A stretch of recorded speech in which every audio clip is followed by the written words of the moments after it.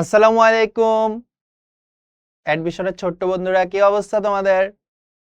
So আজকে আমরা চলে আসলাম আরেকটি নতুন ক্লাসে, যেখানে আমরা নগ্নবীজি এবং আবৃতবীজি চ্যাপ্টারের যে হার্ড কোশ্চেনগুলো আছে, অর্থাৎ অ্যাডমিশনে যে কঠিন কঠিন কোশ্চেনগুলো আসে বা কোথা থেকে কোশ্চেনগুলো আসতেছে ওইটা সম্পর্কে আমরা ভালোভাবে জানতে পারবো।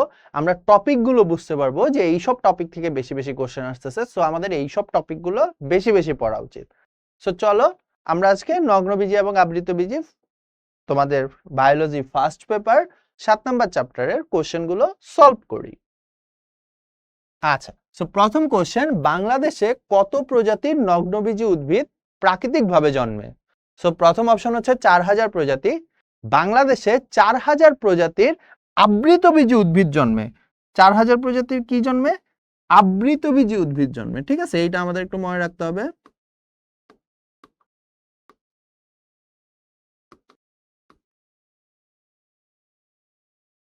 আচ্ছা, নগ্নবীজি জন্মাচ্ছে কত প্রজাতির? 5 প্রজাতির। নগ্নবীজি আবৃতবীজি, নগ্নবীজি জন্মাচ্ছে কয় প্রজাতির? 5 প্রজাতির। ঠিক আছে, তো আমরা আজকে থেকে মনে রাখবো বাংলাদেশে 4000 প্রজাতির আবৃতবীজি উদ্ভিদ এবং 5 প্রজাতির নগ্নবীজি উদ্ভিদ জন্মে। এই যে দেখো, এটা মেডিকেল ভর্তি পরীক্ষা 16-17তে আসছিল, অর্থাৎ যেই বছর তোমাদের অন্তর্ভাইয়ারা এক্সাম দিয়েছিল ওই বছরের কোশ্চেন এইটা। আচ্ছা, এরপরে আমরা চলে যাই। আচ্ছা, তাহলে এটার অ্যান্সার হচ্ছে কত? অ্যান্সার হচ্ছে 5 প্রজাতি। ঠিক আছে, আচ্ছা আমরা এর পরের কোশ্চেনে চলে যাই। চলো, নিচের কোন বৃক্ষটি জিমনোস্পার্ম? আচ্ছা, জিমনোস্পার্ম বাংলা কি? নগ্নবীজি। জিমনোস্পার্মের বাংলা কি?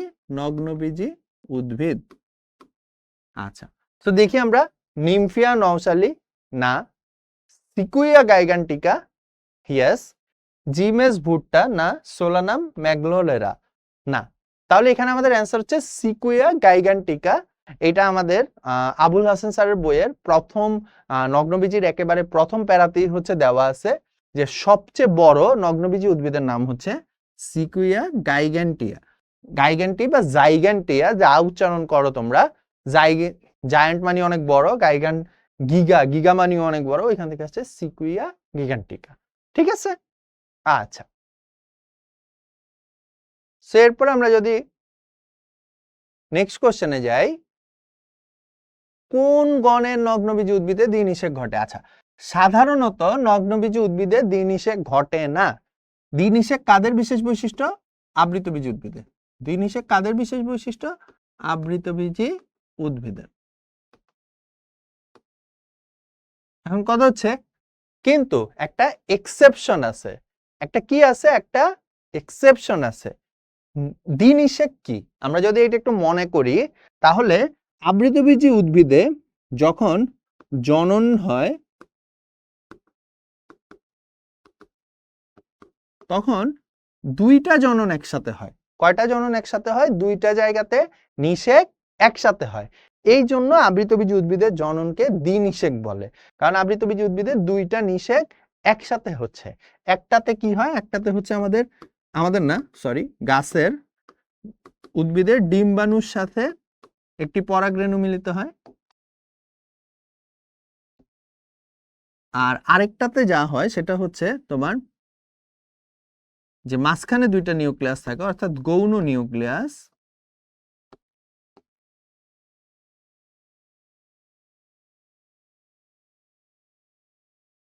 ওই গৌণ নিউক্লিয়াসের সাথে আরেকটা পরাগরেণু মিলতে হয়। সো এই জন্য এদেরকে বলা হয় হচ্ছে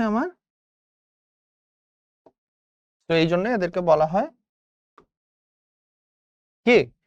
দ্বিনিষেক। আবৃতবীজি উদ্ভিদের এটা একটা বিশেষ বৈশিষ্ট্য। নগ্নবীজি উদ্ভিদে কি দ্বিনিষেক হয়? না, নগ্নবীজি উদ্ভিদে দ্বিনিষেক হয় না। একটা এক্সেপশন আছে, সেটা হচ্ছে কে? এফেড্রা। সেটা হচ্ছে কে? এফেড্রা। জাহাঙ্গীরনগর ইউনিভার্সিটি ডি ইউনিটে 20-21 শিক্ষাবর্ষে এসেছিল। তোমরা যারা জাহাঙ্গীরনগরে পরীক্ষা দিবে, তো তোমরা মনে রাখো এই কোশ্চেনটা অনেক ইম্পর্টেন্ট। এটা মেডিকেলের জন্য ইম্পর্টেন্ট, তোমাদের ঢাকা ভার্সিটির জন্য ইম্পর্টেন্ট, ভার্সিটি পরীক্ষাগুলোর জন্য খুবই ইম্পর্টেন্ট। ঠিক আছে, আচ্ছা এর পরের কোশ্চেনে আসি। চলো, পৃথিবীতে সবচেয়ে উঁচু উদ্ভিদ কোনটি? পৃথিবীতে সবচেয়ে উঁচু উদ্ভিদ কোনটি? আচ্ছা, নগ্নবীজের ক্ষেত্রে সবচেয়ে উঁচু উদ্ভিদ হচ্ছে সিকুইয়া গাইগেন্টিয়া, সিকুইয়া গাইগেন্টিয়া। আর আবৃতবীজী উদ্ভিদের ক্ষেত্রে সবচেয়ে উঁচু উদ্ভিদ হচ্ছে তোমার ইউক্যালিপটাস।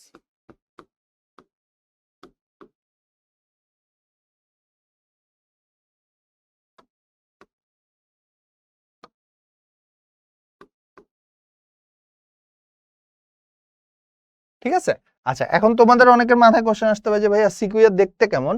সো তোমরা একটু নেটে সার্চ দিলে দেখতে পারবা যে হচ্ছে আসলে সিকুইয়া গুলা দেখতে কেমন। চলো আমরা একটু দেখি সিকুইয়া গুলা দেখতে কেমন।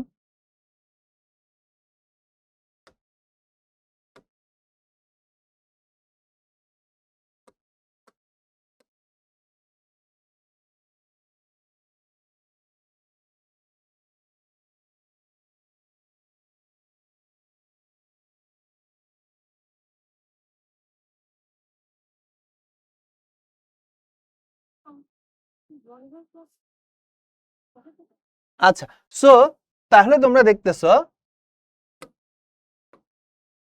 যে এই যে দেখো সিকুইয়া গাছগুলো কত বড় বড় এবং কত লম্বা। এই যে দেখো এর সামনে মানুষ আছে, মানুষকে কত ছোট দেখা যাচ্ছে।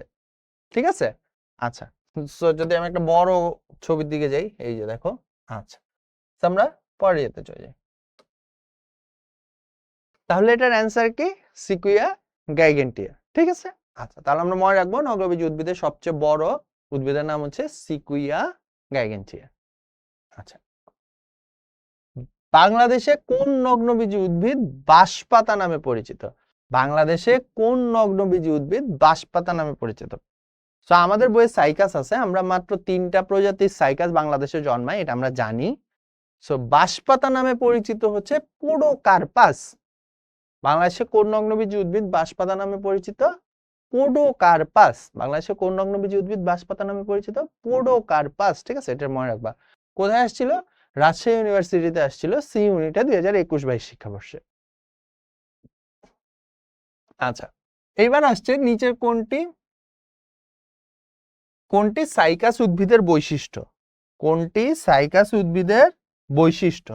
ঠিক আছে। আচ্ছা, বলছে সাইকাস উদ্ভিদের কাণ্ড শাখা প্রশাখা থাকে, গ্যামিটোফাইট বিদ্যমান, সমরেণুপ্রসূ, পক্ষল যৌগিক পত্র বিশিষ্ট। আমরা জানি যে সাইকাস উদ্ভিদের কাণ্ড হচ্ছে শাখা প্রশাখা বিশিষ্ট। সাইকাস উদ্ভিদে গ্যামিটোফাইট দেখা যায় না, এরা অসমরেণুপ্রসূ আর হচ্ছে অপক্ষল যৌগিক পত্র বিদ্যমান। সো সাইকাস উদ্ভিদে কি কাণ্ডে শাখা প্রশাখা থাকে। আচ্ছা, সাইকাস উদ্ভিদের শুক্রাণু কি রূপ? আমরা জানি সাইকাস উদ্ভিদের শুক্রাণু হচ্ছে বহু ফ্লাজেলা যুক্ত এবং উদ্ভিদকুলের মধ্যে সর্ববৃহৎ। সো তোমরা মনে রাখো সাইকাস উদ্ভিদের শুক্রাণু উদ্ভিদকুলের মধ্যে সর্ববৃহৎ এবং বহু ফ্লাজেলা বিশিষ্ট। দেখো দুইবার আসছে, মেডিকেল অ্যাডমিশন টেস্ট 14-15 এবং ঢাকা ইউনিভার্সিটিতে একই বছর 14-15-তে হচ্ছে সেম কোশ্চেন আসছে যে সাইকাস উদ্ভিদের শুক্রাণু কিরূপ। তো তোমরা মনে রাখো সাইকাস উদ্ভিদের শুক্রাণু উদ্ভিদকুলে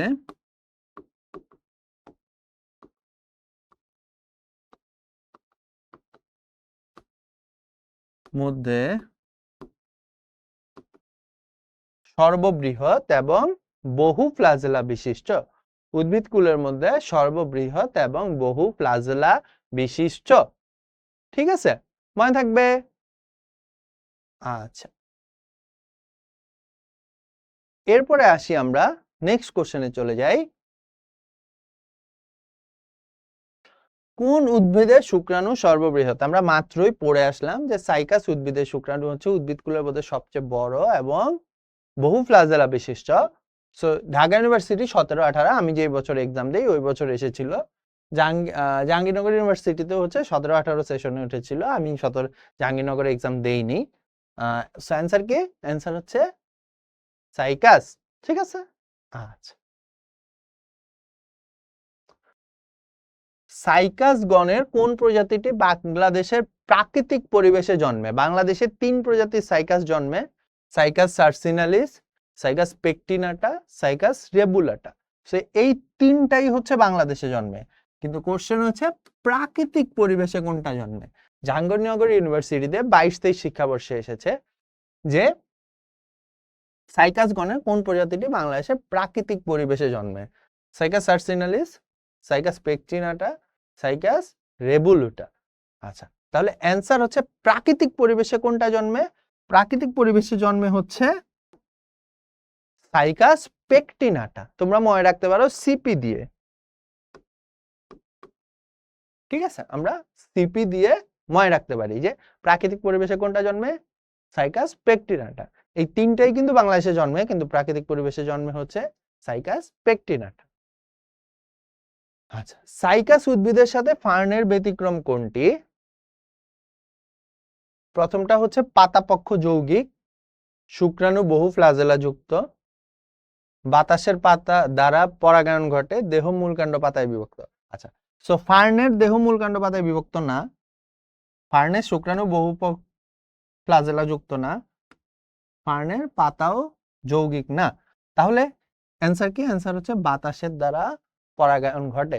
সাইকাসের কিসের দ্বারা? সাইকাসের ফার্নের মধ্যে মিল কোথায়? বাতাসের দ্বারা পরাগায়ন ঘটে। সো দেখো, জাহাঙ্গীরনগর ইউনিভার্সিটিতে 17-18 সেশনে এই কোশ্চেনটা এসেছে, ঠিক আছে?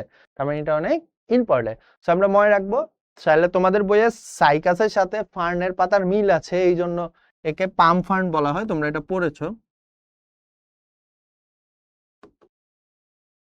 তাই না? আমরা এটা পড়েছি না?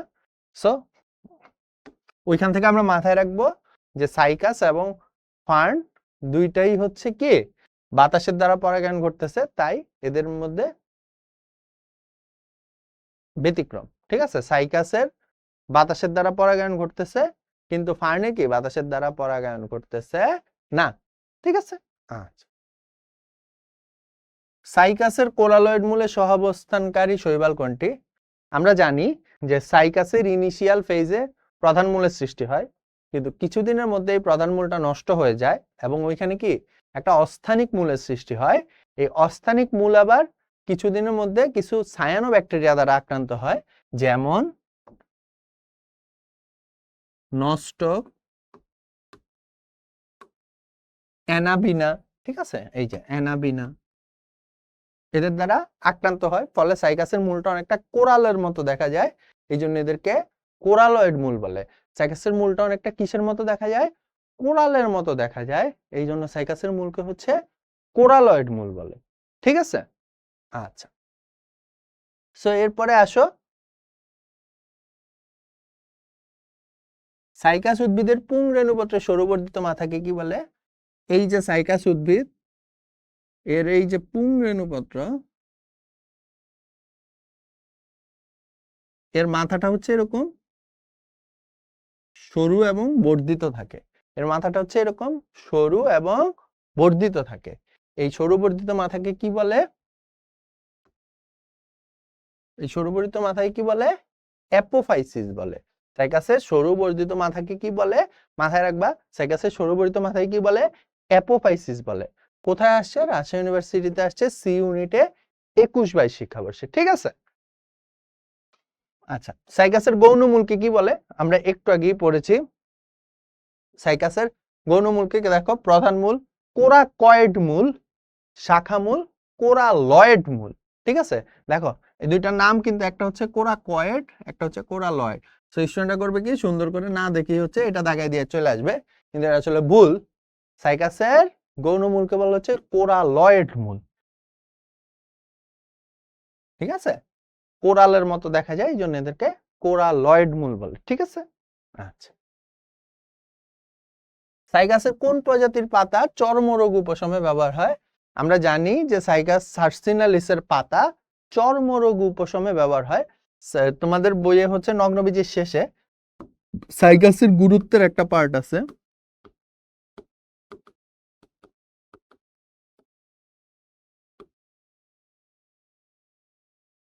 ঠিক আছে?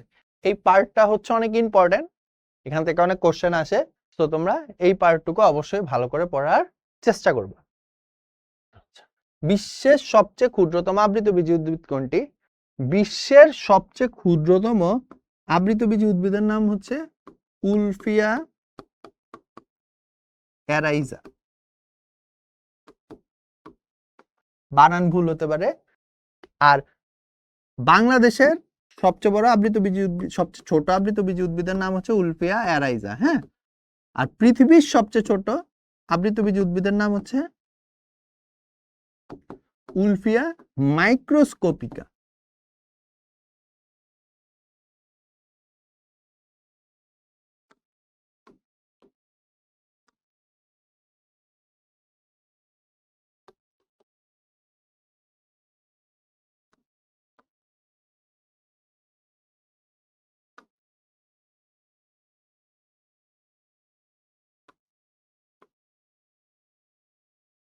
ঠিক আছে, সো আমরা মনে রাখবো যে পৃথিবীতে সবচেয়ে ছোট আবৃতবীজী উদ্ভিদের নাম হচ্ছে উলফিয়া মাইক্রোস্কোপিকা, এবং বাংলাদেশের সবচেয়ে ছোট আবৃতবীজী উদ্ভিদের নাম হচ্ছে উলফিয়া অ্যারাইজা।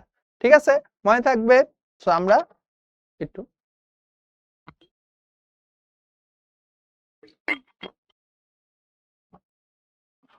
আচ্ছা, তো বাংলাদেশের সবচেয়ে ছোট আবৃতবীজী উদ্ভিদের নাম হচ্ছে উলফিয়া অ্যারাইজা। ঠিক আছে, আর পৃথিবীতে সবচেয়ে ছোট আবৃতবীজী উদ্ভিদের নাম হচ্ছে উলফিয়া মাইক্রোস্কোপিকা।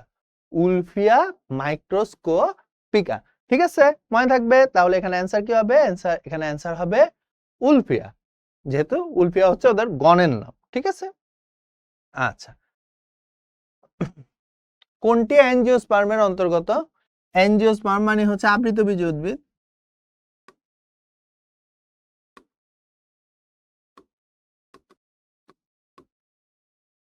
আচ্ছা, তো পোডোকার্পাস নেরিফোলিয়াস নগ্নবীজী উদ্ভিদ, সাচ্চারাম অফিসিনারাম, নিটাম মোমেন্টাম, নিটামও হচ্ছে তোমার নগ্নবীজী উদ্ভিদ, সাইকাস রেবুলাটা এটা হচ্ছে নগ্নবীজী উদ্ভিদ। তাহলে এখানে অ্যান্সার কি? সাচ্চারাম অফিসিনারাম, সাচ্চারাম অফিসিনারাম। ঠিক আছে, আচ্ছা, এরপরে বলো আবৃতবীজী উদ্ভিদের বৈশিষ্ট্য নয় কোনটি? জাহাঙ্গীরনগর ইউনিভার্সিটিতে আসছে ডি ইউনিটে 19-20 শিক্ষাবর্ষে।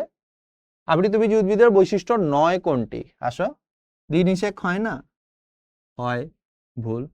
শ্বাস ট্রিপ্লয়েড, গর্ভাশয় থাকে, থাকে। জাইলেমে ভেসেল থাকে, থাকে। তাহলে অ্যান্সার হবে কি? অ্যান্সার হবে, বলছে কোনটি বৈশিষ্ট্য নয়, তাহলে কি কোনটা? অ্যান্সার হচ্ছে দ্বিনিষেক হয় না। দ্বিনিষেক হয় না, এটা আসলে ভুল। আবৃতবীজী উদ্ভিদে আসলে কি দ্বিনিষেক হয়? আবৃতবীজী উদ্ভিদে আসলে কি দ্বিনিষেক হচ্ছে? আবৃতবীজী উদ্ভিদে আসলে কি হচ্ছে? দ্বিনিষেক হচ্ছে। ঠিক আছে, আচ্ছা, আচ্ছা, এরপর আবৃতবীজী উদ্ভিদের এন্ডোস্পার্ম বা শ্বাস যেটাকে আমরা বলি, ওইটা কি হ্যাপ্লয়েড, ডিপ্লয়েড, ট্রিপ্লয়েড না পলিপ্লয়েড, টেট্রাপ্লয়েড? সো আবৃতবীজী উদ্ভিদের যে শ্বাস বা এন্ডোস্পার্ম বা শস্য, এটাকে আমরা অনেক কিছুই বলতে পারি, মনে রাখবে এরা হচ্ছে ট্রিপ্লয়েড অর্থাৎ থ্রাইজেন। কেন এরা থ্রাইজেন? কারণ এদের উৎপত্তি হয় গৌণ নিউক্লিয়াস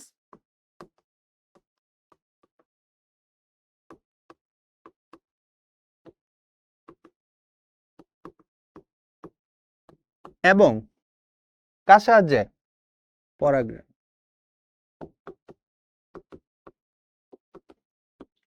পরাগরেণুতেও থাকে হচ্ছে n সংখ্যক ক্রোমোজোম, আর গৌণ নিউক্লিয়াসে থাকে হচ্ছে 2n সংখ্যক ক্রোমোজোম, যেখানে এখানে দুইটা নিউক্লিয়াস থাকে। তো ওইখান থেকে চলে আসে। হিসাব বুঝতে পারছি? এই কারণে এন্ডোস্পার্ম বা শ্বাস বা শস্য হচ্ছে কি ট্রিপ্লয়েড। এটা খুব একটা এক্সেপশনাল কেস যে কোনো কিছু ট্রিপ্লয়েড হয়। নরমালি কোনো কোষ হয় ডিপ্লয়েড হয়, নাইলে হ্যাপ্লয়েড হয়, কিন্তু শস্যই হচ্ছে এমন একটা কোষ বা শ্বাস বা এন্ডোস্পার্ম হচ্ছে এমন একটা কোষ যেখানে হচ্ছে থ্রাইজেন পাওয়া যায়, যেখানে হচ্ছে কি পাওয়া যায়? থ্রাইজেন পাওয়া যায়। ঠিক আছে, আচ্ছা, এবার বলছে কোনটি উৎপাদনের জন্য দ্বিনিষেক ঘটে? রাজশাহী ইউনিভার্সিটিতে আসছে 15-16 শিক্ষাবর্ষে। কোনটি উৎপাদনের জন্য দ্বিনিষেক ঘটে? বীজপত্র, শস্যকলা, এন্ডোকার্প, হরমোন। সো শস্যকলা, এই যে আমরা যে একটু আগে এন্ডোস্পার্ম পড়লাম, বলছিলাম এটার অপর নাম হচ্ছে শ্বাস বা শস্য, বা আরেকটা নাম হচ্ছে শস্যকলা। ঠিক আছে, এটা উৎপাদনের জন্য হচ্ছে দ্বিনিষেক ঘটে। এই যে একটু আগে দেখানো হইলো যে এই যে কেন কিভাবে দ্বিনিষেক হচ্ছে। ঠিক আছে, কিভাবে দ্বিনিষেক হচ্ছে। সো এই দেখো ওদের শস্যকলা উৎপাদনের জন্য হচ্ছে আমাদের দিনিষেক হচ্ছে। আচ্ছা, নিচের কোনটিতে ইমব্রিকেট পুষ্পপত্র বিন্যাস দেখা যায়? সো তোমাদের বইয়ে অমরা বিন্যাস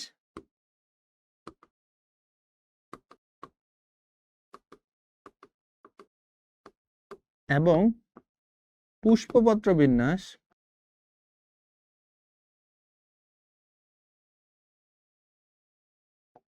নামে দুইটা টপিক আছে। এই দুইটা টপিকই হচ্ছে 7 স্টার।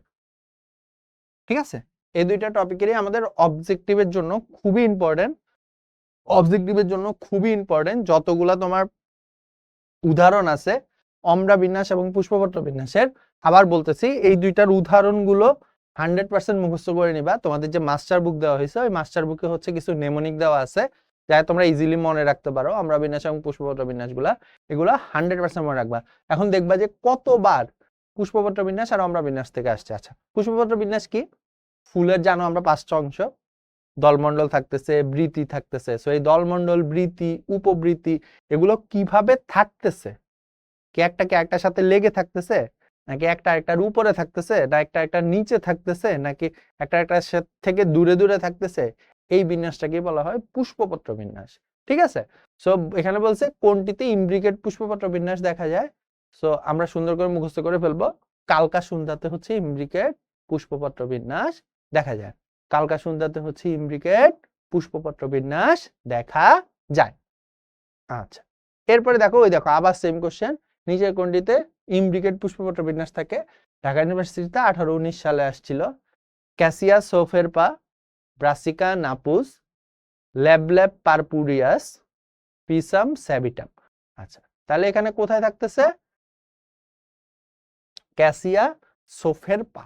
ঠিক আছে, যথেষ্ট কঠিন কোশ্চেন। মোটামুটি চান্স আছে কেউই এই কোশ্চেনটা পারে নাই, দুইজন একজন বাদে, হয়তো বা দুই একজন উল্টাপাল্টা দাগেছিল, ওরা পারছে।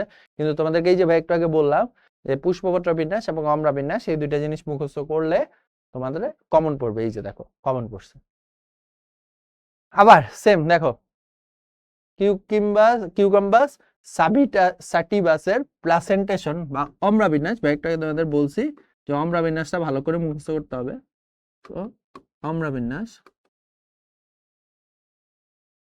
কোন প্রকৃতির? বেজাল, শীর্ষক, এক প্রান্তীয়, না প্যারাইটাল? আচ্ছা, তো কিউকাম্বাস স্যাটিভাসের পুষ্পপত্র অমরা বিন্যাসটা হচ্ছে প্যারাইটাল ধরনের। কোন ধরনের? প্যারাইটাল ধরনের। আচ্ছা, এরপরে আসি জবা ফুলের দলমন্ডলের পুষ্পপত্র বিন্যাস। এই যে একটু আগেই বললাম যে খুবই ইম্পর্টেন্ট হচ্ছে পুষ্পপত্র বিন্যাসগুলো। জবা ফুল হয়তোবা তোমরা প্র্যাকটিক্যালেও করে আসছো, অনেকের কলেজে হয়তোবা কাটাইছেও। তো জবা ফুলের পুষ্পপত্র বিন্যাস হচ্ছে আমাদের কোন ধরনের? টুইস্টেড ধরনের। জবা ফুলের পুষ্পপত্র বিন্যাস হচ্ছে আমাদের কোন ধরনের? টুইস্টেড ধরনের। ঠিক আছে, আচ্ছা, এরপর বলছে জবা ফুলের অমরা বিন্যাস কেমন? ঠিক আছে, জবা ফুলের অমরা বিন্যাস হচ্ছে অক্ষীয়। জবা ফুলের অমরা বিন্যাস কেমন?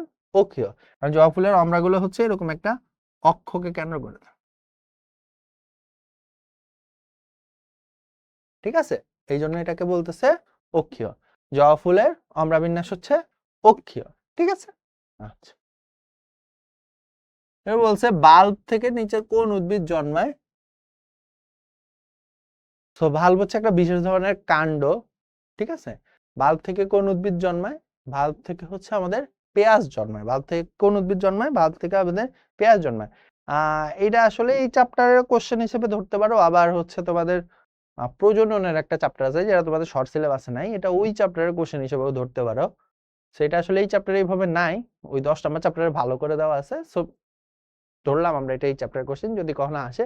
বাল্ব থেকে কোন উদ্ভিদ জন্মায়? পেঁয়াজ জন্মায়। ঠিক আছে, সিম উদ্ভিদে কোন ধরনের অমরা বিন্যাস? দেখছো আবার সেই অমরা বিন্যাস আসছে। হ্যাঁ, সব আবার বলতেছি অমরা বিন্যাসটা খুবই ইম্পর্টেন্ট, মুখস্থ রাখার চেষ্টা করবা। সিম উদ্ভিদে কোন ধরনের অমরা বিন্যাস জন্মায়? অমরা বিন্যাস থাকে সিম উদ্ভিদে নরমালি এক প্রান্ত বরাবর অমরাগুলো অবস্থান করে। ঠিক আছে, আবার দেখো ধনিয়াতে কোন ধরনের অমরা বিন্যাস থাকে? সো আমি বলছিলাম তোমাদেরকে যে এখান থেকে অনেক বেশি কোশ্চেন আসে। তো দেখো কতগুলা কোশ্চেন আসছে অমরা বিন্যাস ও পুষ্পপত্র বিন্যাস থেকে। সো ধনিয়াতে হচ্ছে আমাদের শীর্ষক, মানে ওদের অমরাগুলো উপরের দিকে অবস্থান করে, শীর্ষে অবস্থান করে। ঠিক আছে, ওদের অমরাগুলো হচ্ছে উপরের দিকে অবস্থান করে। ধানের অমরা বিন্যাস কোন ধরনের? সেম জায়গা থেকে কোশ্চেন আসতেছে। ধানের অমরা বিন্যাস হচ্ছে কোন ধরনের? দেখো এটা জাহাঙ্গীরনগর ইউনিভার্সিটিতে 21-22 সালে আসছে, আবার মাওলানা ভাসানী সায়েন্স এন্ড টেকনোলজি ইউনিভার্সিটিতে 19-20 সালে আসছে। তার মানে এই কোশ্চেনটা অনেক ইম্পর্টেন্ট। আমি তোমাদের বলছি আমরা বিন্যাস অনেক ইম্পর্টেন্ট। তোমাদের মাস্টার বুকে দেখবা হচ্ছে নেমোনিক দেওয়া আছে আমরা বিন্যাসগুলো মুখস্থ রাখার, ওই নেমোনিক গুলা মনে রাখলে তুমি খুব ইজিলি আমরা বিন্যাস পেরে যাবা। ঠিক আছে? আচ্ছা, সো ধানের মূলীয়, ধানের কোন ধরনের? মূলীয়। আবার তুতের অমরা বিন্যাস কোন ধরনের? ঠিক আছে, জাহাঙ্গীরনগর ইউনিভার্সিটিতে আসছে 2021-22 সালে। অমরা বিন্যাস থেকে কতগুলো আসছে দেখছো? বহুপ্রান্তীয়, একপ্রান্তীয়, মুক্ত মধ্য, শীর্ষক, মুক্ত মধ্য, মাঝখানে থাকে এবং মুক্ত অবস্থায় থাকে। ঠিক আছে? আচ্ছা, ফুলের গর্ভাশয় অন্যান্য স্তবকের উপর অবস্থিত হলে তাকে কি বলে? হাইপোগাইনাস, পেরিগাইনাস, এপিগাইনাস, কোনটিই নয়। সো ফুলের গর্ভাশয় অন্যান্য স্তবকের উপরে অবস্থিত হলে তাকে বলা হয় হচ্ছে এপিগাইনাস, আর যদি নিচে অবস্থিত হয় তাহলে তাকে বলা হচ্ছে হাইপোগাইনাস, আর যদি পাশে অবস্থিত হয় তাহলে তাকে বলা হচ্ছে পেরিগাইনাস। ঠিক আছে? সো ফুলের গর্ভাশয় যদি অন্যান্য স্তবকের উপরে অবস্থিত থাকে এপিগাইনাস, পাশে থাকলে পেরিগাইনাস, উপরে থাকলে হচ্ছে হাইপোগাইনাস। ঠিক আছে? আচ্ছা, কোন উদ্ভিদের সচুর পক্ষল যৌগিক পত্র? জাহাঙ্গীরনগর ইউনিভার্সিটিতে আসছে 15-16 সালে। সচুর পক্ষল অর্থাৎ চূড়ার সাথে হচ্ছে যে যৌগিক পাতাগুলা একসাথে থাকে, সো সচুর পক্ষল যৌগিক পত্র হচ্ছে গোলাপ গাছের। কোন গাছের? গোলাপ গাছের। ঠিক আছে, জাহাঙ্গীরনগর ইউনিভার্সিটিতে আসছে 15-16 সালে। নিচের কোনটি যৌগিক পত্র নয়? মানে কাদের গাছে, কোন কোন গাছে হচ্ছে আমাদের একসাথে কয়েকটা পাতা লেগে থাকতে দেখা যায় না? জবা, নিম, সজিনা, গোলাপ। সেখানে অ্যান্সার হচ্ছে জবা। ঠিক আছে, জবার হচ্ছে যৌগিক পত্র নয়, জবার হচ্ছে সরল পত্র, পাতাগুলো সব আলাদা আলাদা থাকে। আর যৌগিক পত্র হচ্ছে পাতাগুলো সব একসাথে থাকে। হ্যাঁ, আচ্ছা, নিচের কোন বাক্যটি সঠিক? মেডিকেল ভর্তি পরীক্ষা 17-18তে আসছিল, আমার বছর আসছিল, আমি কোশ্চেনটা ভুল করছিলাম। সো বেরির উদাহরণ হলো টমেটো। কাঁঠাল একটি সরল ফল। বলছে কোনটা সঠিক? হ্যাঁ, আতা একটি যৌগিক ফল, কোনটি নয়। সো কাঁঠাল একটি সরল ফল, হ্যাঁ। আতা একটি যৌগিক, কাঁঠাল একটি সরল ফল, এটা ভুল। আতা একটি যৌগিক ফল, এটাও ভুল। ঠিক আছে, কারণ আতা হচ্ছে একটা জটিল ফল। আচ্ছা, বেরির উদাহরণ হলো টমেটো, এটা হচ্ছে সঠিক, এটা হচ্ছে সঠিক। বেরির উদাহরণ হচ্ছে কি? বেরির উদাহরণ হচ্ছে টমেটো, এটা সঠিক। ঠিক আছে, আমি যেহেতু ভুল করছিলাম এখন আর ভুল করতেছি না। আচ্ছা, প্রকৃত ফল নয় কোনটি? জানি আমরা প্রকৃত ফল হচ্ছে যাদের শুধু ডিম্বক থেকে গর্ভাশয় থেকে সৃষ্টি হচ্ছে তাকে বলছে হচ্ছে প্রকৃত ফল, আর যখন গর্ভাশয় সহ অন্যান্য অংশ মিলে ফল সৃষ্টি করছে অপ্রকৃত ফল বলে। সো আসো, কোথা থেকে হচ্ছে সৃষ্টি হচ্ছে প্রকৃত ফল? আপেল। আপেল হচ্ছে একটা কি? প্রকৃত ফল। ঠিক আছে, নয়, সরি, আপেল একটা প্রকৃত ফল নয়, কারণ আপেলের সৃষ্টি হচ্ছে গর্ভাশয় সহ অন্যান্য সব অংশ মিলে হচ্ছে আপেলের সৃষ্টি করতেছে। ঠিক আছে, আচ্ছা, এরপরে আসো, কোন উদ্ভিদের ফলকে ক্যারিওপসিস বলে? সো আমরা জানি পোয়াসি উদ্ভিদের ফলগুলোকে হচ্ছে বিভিন্ন নামে ডাকা হয়, ক্যারিওপসিস, সরোসিস, বেরি। সো আমাদের বইয়ে একটাই আছে যেটার ফলকে হচ্ছে ক্যারিওপসিস বলা হয়, সেটা হচ্ছে ধান। সেটা হচ্ছে কি? সেটা হচ্ছে ধান। বুঝতে পারছি? আচ্ছা, সো কোন উদ্ভিদের ফলকে সরোসিস বলা? আচ্ছা, ফলের পার্টটুকু অনেক আরেকটা ইম্পর্টেন্ট। ঠিক আছে, সো ফলের পার্টটুকু হচ্ছে তোমরা ভালো করে পড়ার চেষ্টা করবা, ফলের পার্টটাও হচ্ছে আরেকটা ইম্পর্টেন্ট। সো দেখো কোন উদ্ভিদের ফলকে সরোসিস বলে? আনারসকে সরোসিস বলা হয়। ঠিক আছে, আচ্ছা, কোন উদ্ভিদের ফলকে ক্যাপসুল বলে? জাহাঙ্গীরনগর ইউনিভার্সিটিতে আসছে 21-22 সালে। পাটের ফলকে হচ্ছে ক্যাপসুল বলে। ঠিক আছে, কোনটি সরল ফল? মাত্রই বললাম। তো সরল ফল হচ্ছে এখানে আম। আম হচ্ছে একটা সরল ফল। হ্যাঁ, জটিল ফল, প্রকৃত ফল, অপ্রকৃত ফল, এই ফলগুলো একটু আমাদের বই নিতে হবে ভালো মতো। হ্যাঁ, ফলের উদাহরণগুলো। আমি যখন ক্লাসে আমি মোস্ট প্রবাবলি এই চ্যাপ্টার তোমাদেরকে পড়িয়েছিলাম, আমি তখন তোমাদেরকে বলছিলাম যে এই ফল, সরল ফল হচ্ছে মানে ফল অমরা বিন্যাস, আরেকটা হচ্ছে পুষ্পপত্র বিন্যাস। এই তিনটা জিনিস এখানে সবচেয়ে ইম্পর্টেন্ট। আমি দাগায়ও দিছিলাম হয়তোবা, আলট্রা ইম্পর্টেন্ট। অবশ্যই এই তিনটা পার্ট পড়ে নেবো আমরা। হ্যাঁ, এক প্রকোষ্ঠ এবং একটি মাত্র বীজ বিশিষ্ট ফলকে কি বলে? যাদের একটাই প্রকোষ্ঠ থাকে এবং একটাই বীজ থাকে তাদেরকে কি বলে? ঠিক আছে, এক প্রকোষ্ঠ এবং একটি মাত্র বীজ বিশিষ্ট ফলকে বলা হয় ক্যারিওপসিস। এক প্রকোষ্ঠ এবং বীজ বিশিষ্ট ফলকে বলা হয় ক্যারিওপসিস। ঠিক আছে, আচ্ছা, লেমা ও পালিয়া কিসের অংশ? লেমা ও পালিয়া হচ্ছে ধানের অংশ, এটা হচ্ছে স্পাইকলেটের অংশ, ধানের স্পাইকলেটের অংশ। এটা হচ্ছে ধানের কিসের পোয়াসির বৈশিষ্ট্যের মধ্যে আছে, এটা হচ্ছে ধানের স্পাইকলেটের অংশ, ঠিক আছে? আচ্ছা, সো তোমাদের এই কোশ্চেন গুলোই ছিল, তোমরা হচ্ছে এগুলো ভালো মতো পড়বা, বিশেষত ফল, অম্রা বিন্যাস, পুষ্পপত্র বিন্যাস, এই তিনটা পার্ট হচ্ছে যদি ভালো মতো মুখস্থ করতে পারো, ইনশাল্লাহ এই চ্যাপ্টার তোমাদের কভার হয়ে যাবে। আর নগ্নবীজির বৈশিষ্ট্য আর দ্বৈতবীজির বৈশিষ্ট্য, ঠিক আছে? তাহলে আজকে এইটুকুই, ক্লাস অবশ্যই করে নিয়েছো আই গেস। সো এই চ্যাপ্টারটা ভালো মতো পড়ো, এখান থেকে অনেকগুলো কোশ্চেন আসে, ঠিক আছে? আসসালামু আলাইকুম, আল্লাহ হাফেজ।